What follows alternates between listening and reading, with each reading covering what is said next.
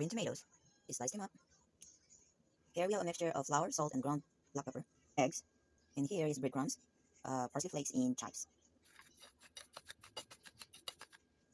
We'll coat first with a mixture of flour, salt, and ground black pepper.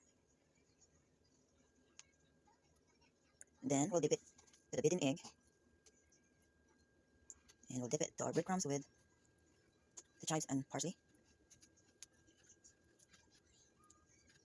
And we'll put it in our pan with hot oil. Let it brown, not burn, just brown.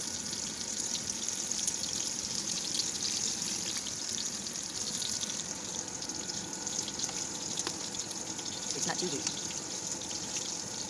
It's pretty delicious. You should try it.